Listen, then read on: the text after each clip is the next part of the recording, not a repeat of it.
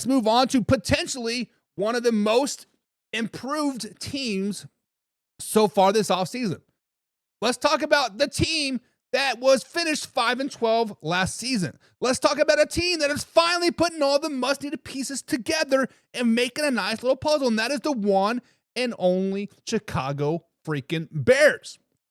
Guys, the Chicago Bears have been adding a lot of great players this offseason. They're not adding that star power like a receiver or a quarterback or a running back or a stud defensive end, whatever. They're adding parts that their team needs, i.e. offensive line, defensive end, defensive tackle, and Deo from the Indianapolis Colts. Guys, when you look at the signings that the Chicago Bears have had already this offseason with 2 offensive linemen, Deo, another offensive lineman, a defensive tackle, are the Chicago Bears the most improved team so far this season? This offseason, guys, are the Chicago Bears the most improved season, or most improved team? We spoke about the Chicago Bears last Friday, I think it was Thursday. And I said, I cannot get hype about the Chicago Bears in March. I cannot get hyped about them in April or May or June or July or August or September or October. I can maybe start to get hyped about them in November if they're doing something. Because the truth of the matter is still the Chicago Bears. But I am going to waffle around this the best I can without giving you guys a direct answer. Let's just be flat out honest. The Chicago Bears, guys, did finish 5-12 last season. However, they were not a 5-win team. They were a broken team last season. They had broken spirited, they had broken offense, they had a broken defense. There's a reason why they fired their coach midseason last year. He should have been fired last offseason, but we digress from that.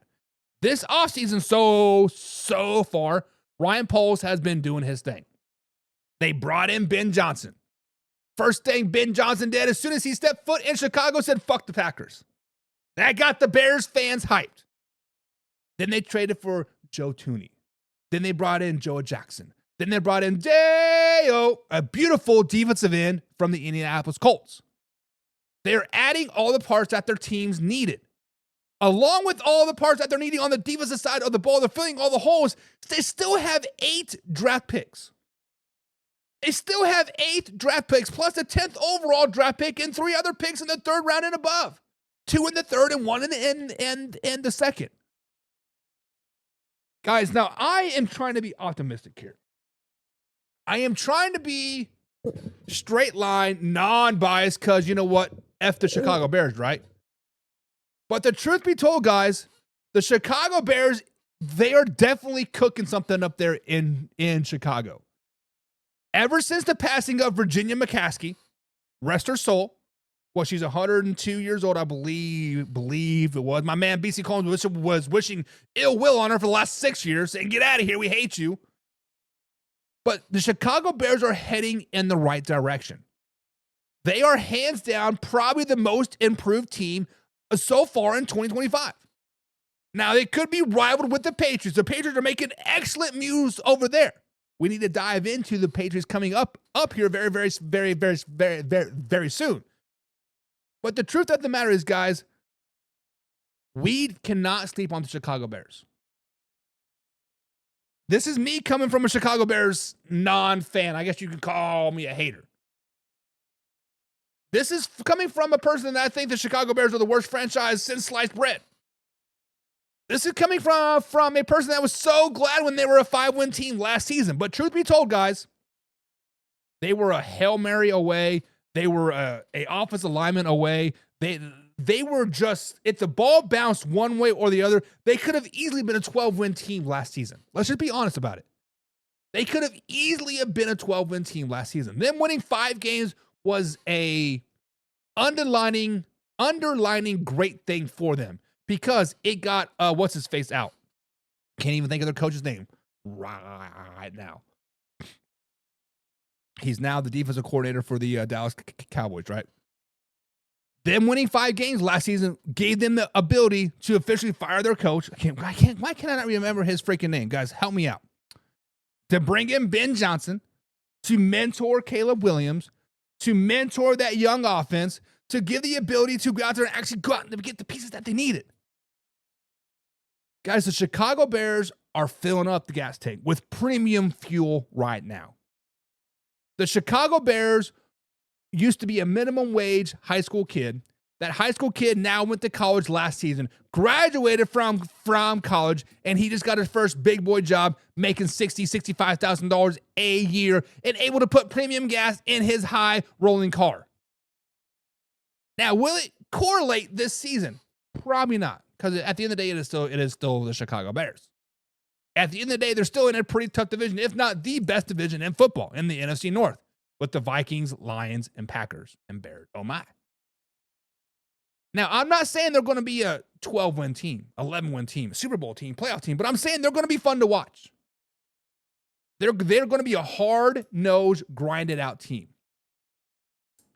Guys, if you are new to the NFL, or you need an NFC team to root for, the Chicago Bears is it. Root for the Chicago Bears. I think the Chicago Bears are the most in team so far this offseason. So far. Dallas Cowboys can still make some moves.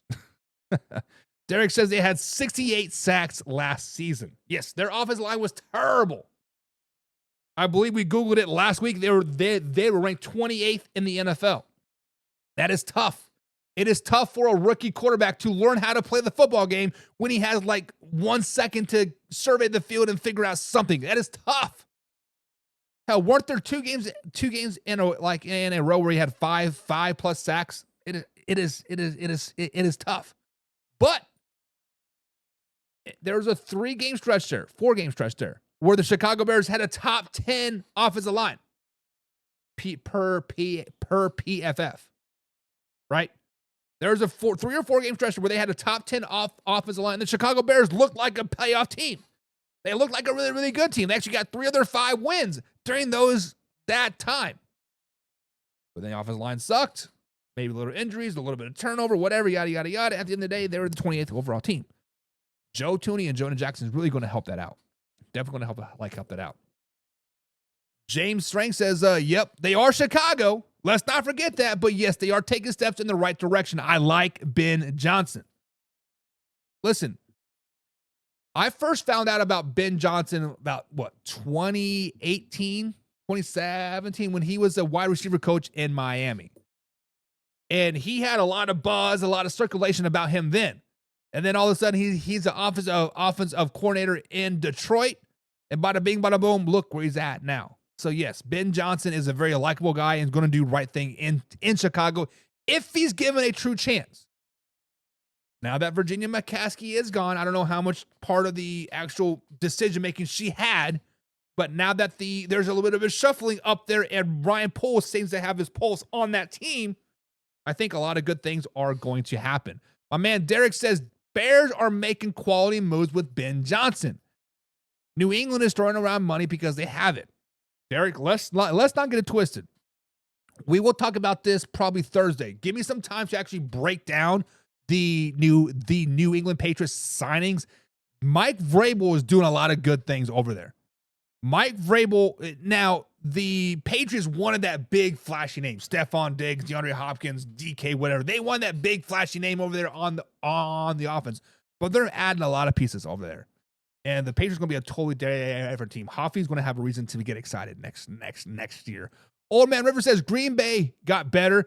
Minnesota is balanced, and the Lions are just badass, baby. You are right, Old Man River. NFC North is tough.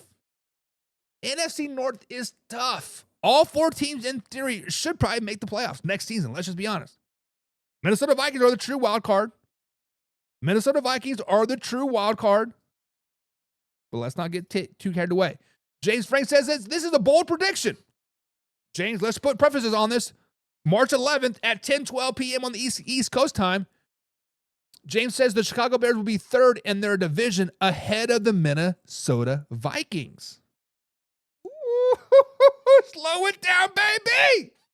Pigskin pun. Get you some. Laura is a pigskin pun, and she's been a little MIA the last few weeks or so since the Super Bowl has been gone. But Laura, he's not coming at you. He's just speaking the truth. Alpha Rob says Williams was holding the ball way too long. Alpha Rob, you are correct. It was a perfect storm in Chicago, right? Once you start getting happy feet, start patting the ball, that is a recipe for disaster. But when your offensive line sucks and you're worried about looking down instead of looking down the field, it is definitely a recipe for disaster.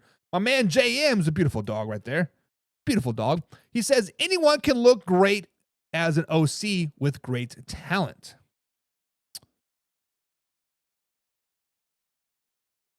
Yes and no, right? I mean, obviously, everybody in the NFL is talented. JM. Let's not get that. Let's not get that twisted. Let's not get crazy, right? Everybody in the NFL is an elite athlete. Now, there are better players out there than other players, yes. But let's just be flat out honest. All of those players on the Detroit Lions would not be number one in their position on the offensive side of the ball on many other teams. Ben Johnson and Dan Campbell had a great system in Detroit. They had a great system. A lot of players looked great because of the system. Now, I'm not saying it is all system, but I'm saying a lot of that talent looks great because of the system, and Ben Johnson and Dan Campbell put that system in place. Ben Johnson is now carrying that system with him into Chicago. We are going to see Keenan Allen probably ball out. We're going to see DJ Moore earn those dollar bills, yo. Right? We are going to probably see Caleb Williams have a nice little breakout season. And I am a Chicago Bears naysayer, I guess you can say. If I had to pick a team out on the board, I'm saying I'm not rooting for the Chicago Bears ever. And I think they're going to be pretty damn good. I think they are. Chicago Bears do not have an offensive line, running back, quarterback that Detroit has. They do not, but they are improving. The offensive line got a hell of a lot better by adding Joe Jackson and Joe Thuney. The running back is still questionable, but still pretty decent, right? We don't know how the running back situation is going to be because the offensive line situation was so bad last season. Caleb Williams is going to be a good quarterback. I'm not saying he's going to be elite. I'm not saying he's going to be the greatest since sliced bread. I'm not even going to say he's going to be tier 1, but he is going to be a top 12, top 13 quarterback in 2025. Alfred Rob says the Pats are doing good things. James Frank says that is valid, but man, that dude Jameson Williams is a dog. Amon-Ra too. I think Amon-Ra is overrated. I think Amon-Ra has this big ego that has been stroked for way too long in Detroit. And now that Ben Johnson is gone, we are going to see egotistical Amon-Ra start to show. Jameson Williams just needs to worry about keeping his nose clean. He has the opportunity to be a nice number 2 receiver in the NFL as long as he keeps his nose clean. No more guns, no more gambling, no more doing cocaine or whatever he's doing, right? Keep his nose clean. He'll be all right. JM says they have nobody in the same zip code as Sewell or Rangono.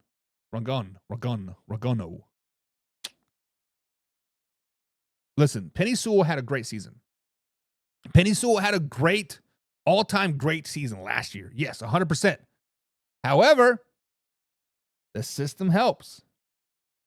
Where was Penny Sewell before that? He wasn't the best right tackle in the NFL. There's a reason why he got traded / cut to the Detroit Lions. I'm just saying. But he is pretty good. He is pretty good.